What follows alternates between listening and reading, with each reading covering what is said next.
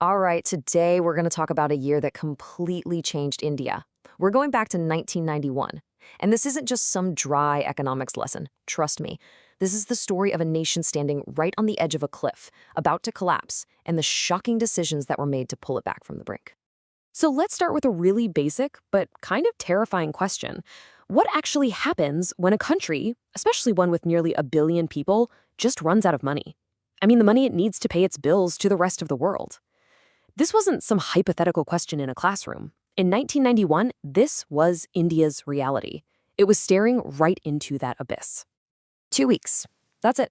That's all the time India had left. By the middle of 1991, the country's foreign exchange reserves, that stash of US dollars and other hard currency you need to buy essential stuff like oil from abroad, well, that stash had shrunk so low it could only pay for 14 more days of imports.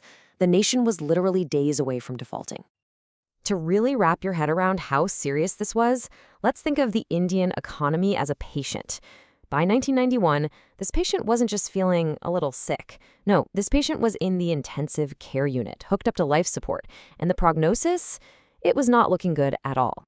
And these were the symptoms. What you're seeing here is a classic balance of payments crisis. Now, that sounds complicated, but it's simple. It's when way more money is flowing out of the country for imports than is coming in from exports. The government couldn't pay back its loans, and for the average person at home, the prices of everyday things were just on fire. It was the perfect storm. So, how on earth did things get so bad? Well, the problem had been brewing through the 1980s. The government was spending a lot of money on development, social programs, defense, but its income just couldn't keep up. So what do? You borrow. And they kept borrowing until by 1991, that mountain of debt had become completely unsustainable. So with our patient in the ICU, the doctors, the Indian government, had to act, and they had to act fast. They needed a powerful prescription, a bold plan to pull the economy back from the edge. And this led to a set of truly radical reforms. You know the saying, desperate times call for desperate measures. India had to go to the specialist doctors of the global economy, the World Bank and the International Monetary Fund. They secured a massive emergency loan of $7 billion. But, and this is a big but, it wasn't a blank check. This lifeline came with very strict conditions. It was a prescription for radical economic surgery. And that prescription had an official name, the New Economic Policy, or NEP. The core idea behind it was the complete 180, a total change in direction. The plan was to open up the economy, invite competition, and tear down the old barriers that were choking off any chance of real growth. The treatment plan had 3 powerful ingredients, and there's an easy way to remember them. LPG. First up, liberalization, freeing the economy from suffocating government control. Second, privatization, getting the government to step back from running businesses. And third, globalization, opening India's doors to the world. Let's start with the L, liberalization. For decades, the Indian economy had been tied up in this incredibly complex web of rules, permits, and regulations, basically a mess of knots. Liberalization was about taking a giant pair of scissors to all that red tape. And here's what that looked like. The single biggest change was tearing down the license Raj. Before this, you needed government permission for almost everything. It was crazy. They got rid of that. They also opened up the financial sector, they cut tax rates, and they lowered the huge walls of taxes on imported goods, finally letting stuff and new ideas flow more freely into the country. Okay, now for the P and the G in our prescription. With all that red tape finally cut, the reforms moved on to 2 other massive shifts, rethinking the government's entire role as a business owner and completely redefining India's place in the global economy. Privatization was about exactly what it sounds like, moving government-owned companies into private hands. This was mostly done through something called disinvestment, which is just a fancy way of saying the government sold off its shares. The goals were pretty clear. Hope that private management would make the companies more efficient and, of course, raise some desperately needed money for the government. And finally, we have globalization.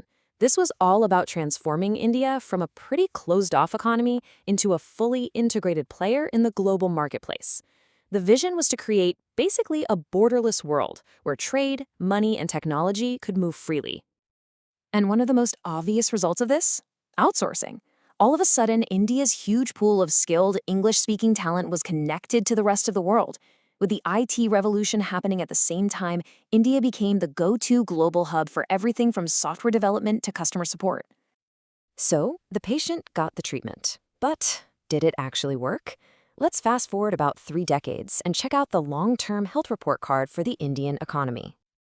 These numbers tell a fascinating story. You can see the total GDP growth really picked up steam after 1991, but the real secret is in the individual rows. While agriculture and industry had their ups and downs, the services sector just exploded. It was fueled by that IT and outsourcing boom we just mentioned, and it became the undisputed new engine of India's economy. And if you want to see the impact of opening up the economy in just one picture, this is it. It's stunning. Foreign investment went from a tiny trickle of $100 million before the reforms to a flood of $30 billion by 2017. That's a massive vote of confidence from global investors in the new Indian economy. But the report card wasn't perfect.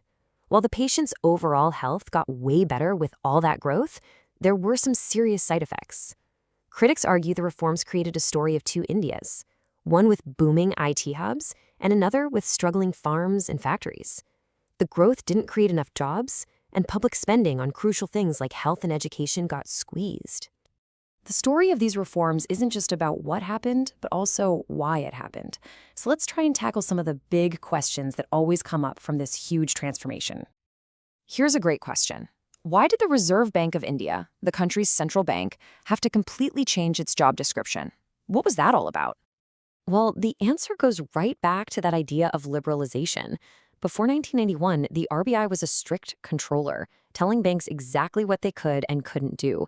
But to create a modern competitive financial system, its role had to change to being a facilitator.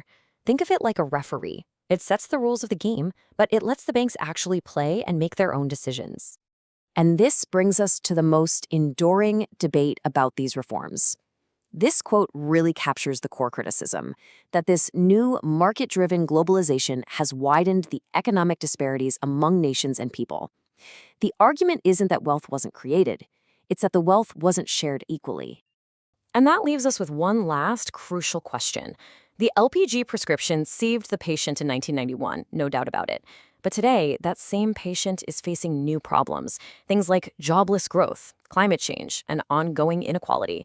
So we have to ask, what's the right prescription for now? That's the question for the next chapter of India's story.